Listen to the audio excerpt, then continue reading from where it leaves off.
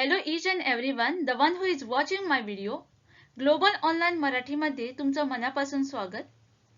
मी अंकिता, तुमची commerce educator. आजच्या या लेक्चरमध्ये अकाउंटिंग आणि ऑडिटिंग यावर इम्पॉर्टंट एमसीक्यू डिस्कस करणार आहेत, जेणेकरून हे एमसीक्यू तुम्हाला येणाऱ्या एक्झाममध्ये उपयोगाला पडतील. आणखी एक इम्पॉर्टंट गोष्ट मी तुम्हाला सांगू इच्छिते, रोज संध्याकाळी 6 वाजता मी माझा व्हिडिओ ग्लोबल ऑनलाईन मराठीवर टाकणार आहे. त्यामुळे प्लीज ग्लोबल ऑनलाईन मराठीला 6 वाजता विजिट करा, जेणेकरून माझा व्हिडिओ तुम्हाला भेटेल. ओके. लेक्चरला सुरू करण्याआधी मी तुम्हाला सांगू इच्छिते, ग्लोबल ऑनलाईनने MS सेट 2022 साठी कॉमर्स पेपर 2 साठी प्रिपरेशन कोर्स लॉन्च केला आहे, ज्यामध्ये तुम्हाला फुल सिलेबस नोट्स प्रोव्हाइड केले जातील, तेही 10 युनिटचे. Full syllabus test series covering 1000 MCQ with the detail solution provide केले जातील. Previous year question paper from year 2015 to 2020 covering 1000 MCQ with the detail solution provide केले जातील. त्याचबरोबर फुल सिलेबस व्हिडिओ लेक्चर्स ते पण डिटेल एक्सप्लेनेशन सोबत प्रोव्हाइड केले जातील. आणि जर हा कोर्स तुम्ही घेतला तर तुम्हाला इमिजिएटली व्हॉट्सॲप ग्रुपमध्ये ॲड केलं जाईल, जिथे तुम्हाला कुठचाही प्रॉब्लेम असला, कुठचाही इश्यू जर डिस्कस करायचा असला तर तुम्ही तो इमिजिएटली त्या ग्रुपमध्ये टाकू शकता, किंवा तुम्ही डायरेक्टली थेट एज्युकेटर सोबत पण डिस्कस करू शकता. हा कोर्स आम्ही तुम्हाला फक्त 5000 मध्ये प्रोव्हाइड करत आहोत. आणि जर हा कोर्स तुम्ही घेतला तर पेपर 1 चा जो कोर्स आहे तो तुम्हाला फ्री मध्ये प्रोव्हाइड केला जाईल. आणि तुम्हाला तर माहितीच असेल की पेपर 1 हा किती इम्पॉर्टंट आहे स्कोर करण्यासाठी, हो ना. तर त्यामध्ये आम्ही तुम्हाला 50 मॉक टेस्ट प्रोव्हाइड करणार आहोत, जे की तुम्हाला डिटेल एक्सप्लेनेशन सोबत प्रोव्हाइड केले जातील. फुल सिलेबस नोट्स प्रोव्हाइड केले जाईल. व्हिडिओ लेक्चर्स डिटेल एक्सप्लेनेशन सोबत प्रोव्हाइड केले जाईल. प्रॅक्टिस MCQ आणि प्रीवियस इयर MCQ पण तुम्हाला डिटेल सोल्युशन सोबत दिले जाईल. याचं जे न्यू रजिस्ट्रेशन आहे ते ऑलरेडी सुरू झालं आहे, ज्यामध्ये खूपशा जणांनी ऑलरेडी ऍडमिशन पण घेतलं आहे. तुम्ही कशाची वाट बघता, उचला मोबाईल आणि आजच जॉईन करा. आणखी एक खूपच महत्त्वाची गोष्ट म्हणजे आमचा जो ग्लोबल ऑनलाईन ॲप जो आहे तो तुम्हाला तुमच्या प्ले स्टोअर मध्ये भेटेल, जो की तुम्हाला डाउनलोड करायचा आहे. आता कसा डाउनलोड करायचा हा खूपशा जणांच्या मनात प्रश्न असेल, तर तुम्हाला काय करायचं आहे, जस्ट प्ले स्टोअर वर जा आणि तिथे टाईप करा ग्लोबल ऑनलाईन. जिथे तुम्हाला हा लोगो बघायला मिळेल, त्याच्यावर क्लिक करा आणि तो इन्स्टॉल करा तुमच्या मोबाईलमध्ये. जेव्हा तुम्ही तो लोगो इन्स्टॉल कराल त्यावेळी तुम्हाला आत गेल्यानंतर असा व्ह्यू बघायला मिळेल. त्याच्यात गेल्यानंतर तुम्हाला तुमची कॅटेगरी सिलेक्ट करायची आहे, म्हणजे की MS सेट कॉमर्स. त्यानंतर तुम्हाला तिथे स्टडी मटेरियल, जे कुठचंही कंटेंट आहे, जे नोट्स आहेत, टेस्ट आहेत, व्हिडिओज आहेत, ते सगळं तिथे बघायला मिळेल. आणि हा जो कोर्स आहे तो आम्ही ॲट प्रेझेंट ऑफरवर देत आहोत, इथे तुम्ही बघू शकता. आणि डिस्काउंट पण प्रोव्हाइड केलं जाईल, ज्यासाठी तुम्हाला हा ॲप डाउनलोड करायचा आहे. त्यानंतरच तुम्हाला हे सगळं काही बघायला मिळेल. आणि जर तुम्हाला डाउनलोड करायला कुठलाही इश्यू येत असेल, कुठलाही प्रॉब्लेम येत असेल, तर दिलेल्या नंबरवर जस्ट कॉल करा आणि तिथे तुम्ही इन्क्वायरी करू शकता.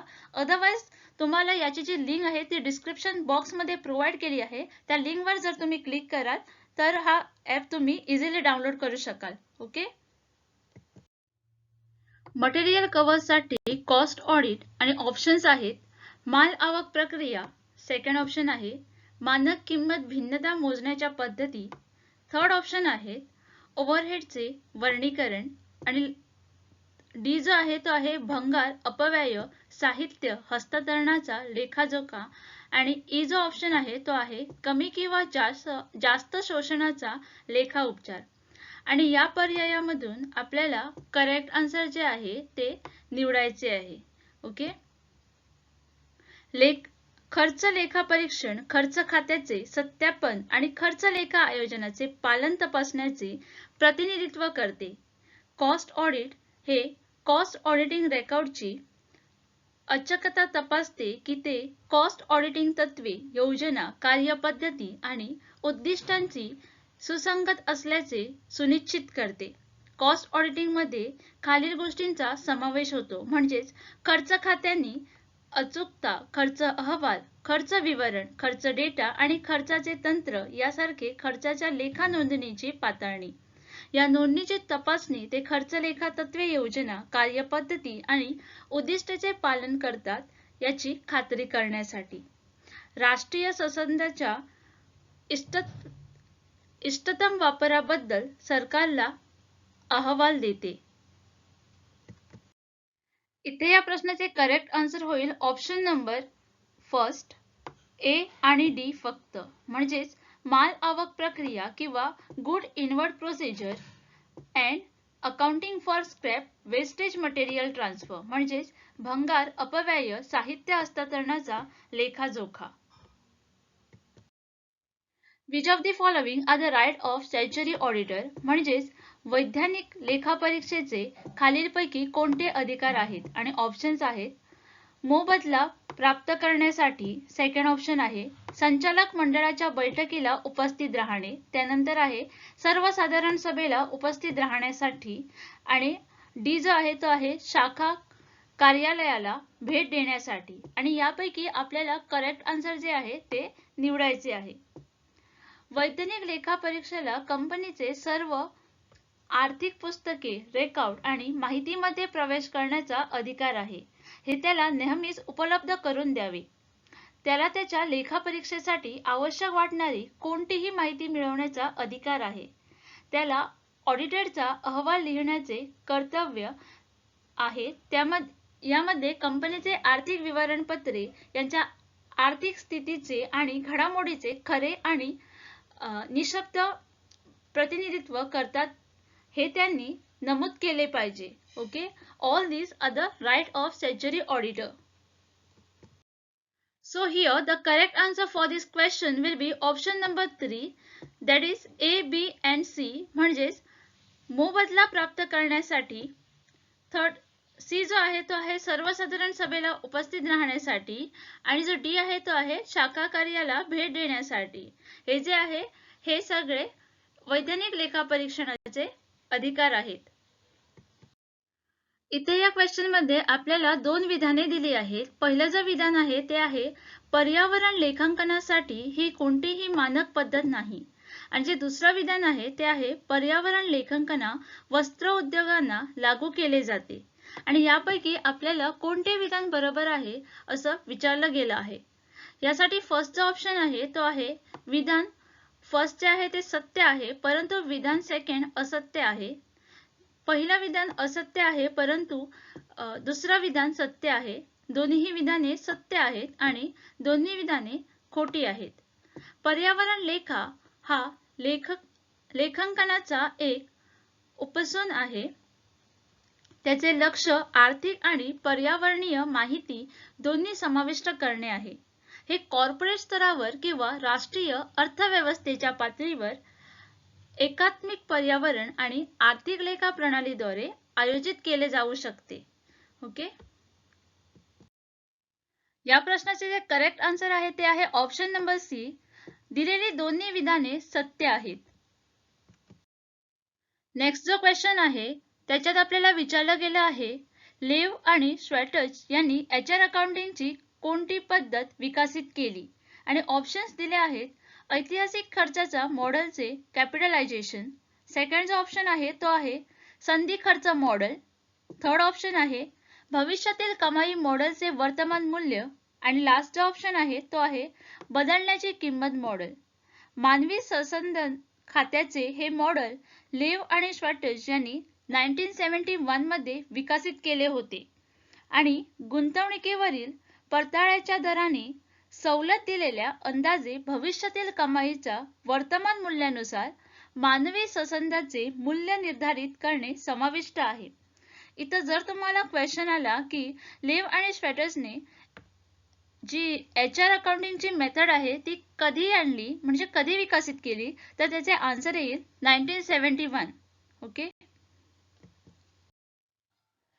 या प्रश्नाचे करेक्ट आन्सर आहे ऑप्शन नंबर सी, भविष्यातील कमाई मॉडेलचे वर्तमान मूल्य. ही एचआर अकाउंटिंगची जी मेथड आहे ती लेव आणि श्वेटजने 1971 मध्ये विकसित केली. नेक्स्ट जो क्वेश्चन आहे तो आहे CCA पद्धतीनुसार मालमत्तेचे मूल्य बदलण्यामुळे होणाऱ्या अतिरिक्त किंवा तूट आणि नफा तोटा विवरणपत्रातील समायोजन आणि ऑप्शन्स आहेत. सामान्य राखीव अकाउंट म्हणजेच जनरल रिझर्व्ह अकाउंट. जर आता इथं आपण जनरल रिझर्व्ह अकाउंट बद्दल बोलायला गेलो तर जनरल रिझर्व्ह म्हणजे कंपनीने भविष्यातील गरजा पूर्ण करण्यासाठी त्याच्या सामान्य कॉर्पोरेशन दरम्यान कमावलेल्या नफ्यातून बाजूला ठेवलेली रक्कम, यालाच आपण सामान्य राखीव अकाउंट असे म्हणतो. सेकंड जो ऑप्शन आहे तो आहे नफा आणि तोटा विधान म्हणजेच profit and loss statement. Okay, उत्पन्न विवरण किंवा नफा आणि तोटा खाते हे कंपनीच्या आर्थिक विवरणापैकी एक आहे आणि विशिष्ट कालावधीत कंपनीचे उत्पन्न आणि खर्च दर्शवते. ओके, म्हणजे जे काही प्रॉफिट किंवा लॉस जे कंपनी सफर करणार ते या स्टेटमेंटमध्ये आपल्याला बघायला मिळते. थर्ड जो ऑप्शन आहे तो आहे पुनर्मूल्यांकन राखीव अकाउंट म्हणजेच रिव्हॅल्युएशन रिझर्व्ह अकाउंट. पुनर्मूल्यांकन राखीव अकाउंट हे मालमत्तेचे खरे मूल्य प्रतिबिंबित करण्यासाठी तयार केलेल्या नॉन कॅश रिझर्व्ह आहे. जेव्हा मालमत्तेचा विशिष्ट श्रेणीचे बाजार मूल्य अशा मालमत्तेच्या मूल्यापेक्षा जास्त किंवा कमी असते ज्यावरती खात्यांच्या पुस्तकामध्ये नोंदवली जाते. ओके, आणि जो लास्ट ऑप्शन आहे तो आहे नन ऑफ दी अबाव म्हणजे वरीलपैकी काहीही नाही. पुनर्मूल्यांकन राखीव अकाउंट हे या प्रश्नाचे करेक्ट आन्सर होईल. वर्तमान खर्च लेखा पद्धती कोणत्या खर्चाची चालू उत्पन्न जुळण्याचा प्रयत्न करते आणि ऑप्शन्स आहेत मागील खर्च, सेकंड ऑप्शन आहे सध्याची किंमत, थर्ड ऑप्शन आहे सामान्य खर्च म्हणजेच जनरल कॉस्ट आणि लास्ट ऑप्शन आहे वैयक्तिक खर्च म्हणजेच इंडिव्हिज्युअल कॉस्ट. चालू खर्च लेखा ही एक मूल्यमापन पद्धत आहे ज्याद्वारे उत्पादनाच्या वापरल्या जाणाऱ्या मालमत्तेचे आणि वस्तूचे उत्पादन त्याच्या वास्तविक किंवा अंदाजे चालू बाजारातील किमतीनुसार केले जाते जेव्हा उत्पादन होते तेव्हा. Okay, current cost accounting method attempt to match the current income against current cost. म्हणजेच इथं या प्रश्नाचे जे करेक्ट आन्सर आहे ते आहे ऑप्शन नंबर बी, सध्याची किंमत किंवा current cost. A is used to reflect changes in the purchasing power of money or a whole. A चा वापर पैशाच्या कार्यशक्तीतील बदल किंवा संपूर्णपणे प्रतिबिंबित करण्यासाठी केला जातो. ओके, आणि याचे जे ऑप्शन आहेत ते आहेत सामान्य किंमत निर्देशांक, विशेष किंमत निर्देशांक, थर्ड ऑप्शन आहे मौद्रिक मूल्य निर्देशांक आणि लास्ट ऑप्शन आहे सूट घटक निर्देशांक. सामान्य किंमत पातळी एक निर्देशांक जी एखाद्या अर्थव्यवस्थेतील वस्तूच्या किमतीतील बदल आणि त्यामुळे देशाच्या चलनाची कार्यशक्ती मोजते. सेकंड जो ऑप्शन आहे तो आहे विशेष किंमत निर्देशांक. ठराविक कालावधीसाठी एक विशेष किंमत देऊ केली जाऊ शकते. निर्दिष्ट कालावधी दरम्यान नियमित किमतीऐवजी विशेष किंमत दिसून येते. त्यानंतर एक नोटेशन जे नियमित किंमत दर्शवते. थर्ड जो ऑप्शन आहे तो आहे मौद्रिक मूल्य निर्देशक किंवा monetary value index. Micro economics मध्ये आर्थिक परिस्थिती निर्देशक म्हणजेच MCI हा चलन विशेषक धोरणासाठी संबंधित समजले जाणाऱ्या अर्थव्यापी आर्थिक चालना एका रेखीय संयोगातून मोजला जाणारा एक निर्देशक क्रमांक आहे. या चलामध्ये नेहमी अल्पकालीन व्याज दर आणि विनिमय दर समाविष्ट असतो. आणि लास्ट जो ऑप्शन आहे तो आहे डिस्काउंट फॅक्टर इंडेक्स म्हणजेच सूट घटक निर्देशक.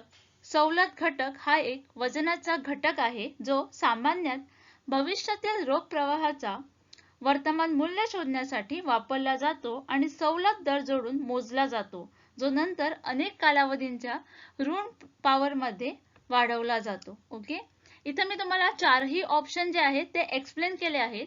आता तुमच्या मनात प्रश्न येईल की मी हे ऑप्शन काय एक्सप्लेन करते, तर जो प्रश्न आहे तो फिरून येतो कधी कधी, म्हणजे कुठल्याही ऑप्शनवर कुठलाही प्रश्न येतो, त्यामुळे ऑप्शन पण अंडरस्टँड होणं खूप महत्त्वाचं असतं.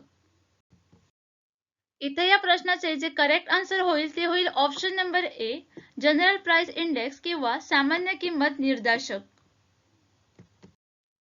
जेव्हा विक्री एका वर्षाच्या पुढे अपेक्षित असते तेव्हा संस्था त्यांच्या सध्याच्या मूल्यानुसार विक्रीसाठी खर्च मोजेल.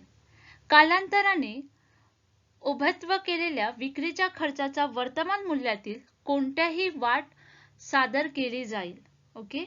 आणि जे ऑप्शन्स आहेत ते आहे capital reserve account, second option आहे वित्तपुरवठा खर्च म्हणून नफा किंवा तोटा, त्यानंतर आहे सामान्य राखीव अकाउंट आणि लास्ट आहे तो आहे वरीलपैकी काहीही नाही.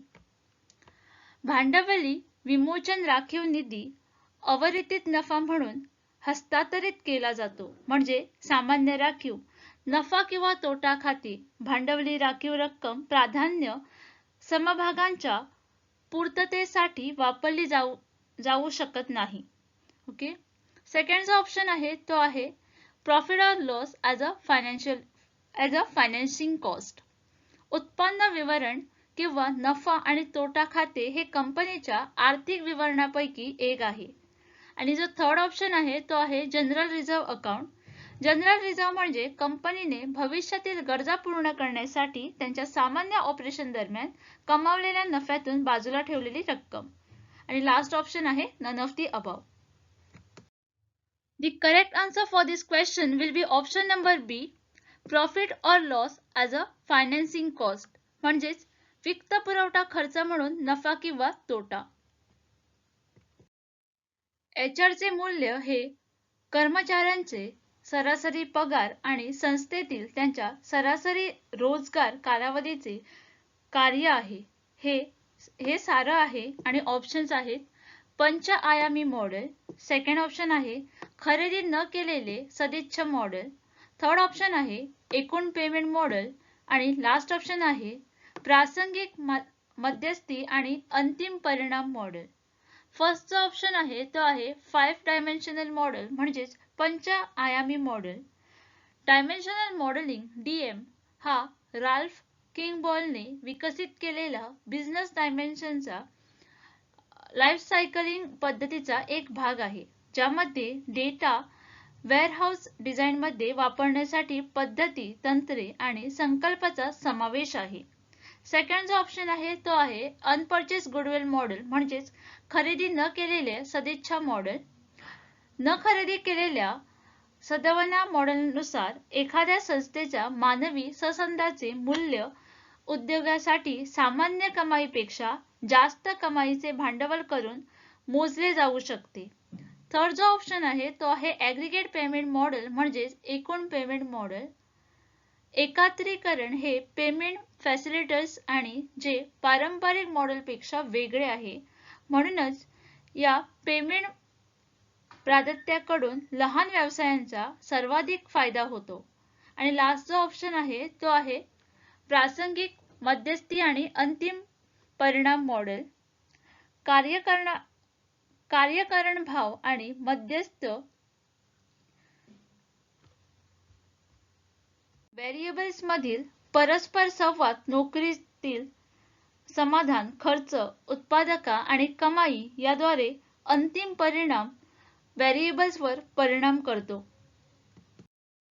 इथे जे करेक्ट आन्सर आहे ते आहे option number C, aggregate payment model म्हणजेच एकूण पेमेंट मॉडेल. ओके.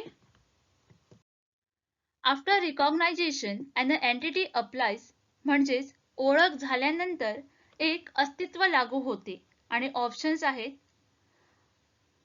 अन्वेषण आणि मूल्यमापन मालमत्तेचे पूर्ण मूल्यांकन मॉडेल म्हणजेच revaluation model to the exposure and evaluation asset.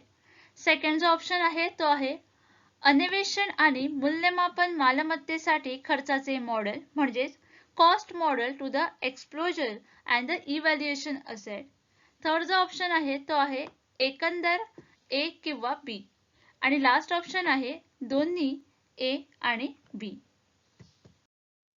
Here for this question the correct answer will be option number C, either A or B म्हणजेच एकंदर A किंवा B.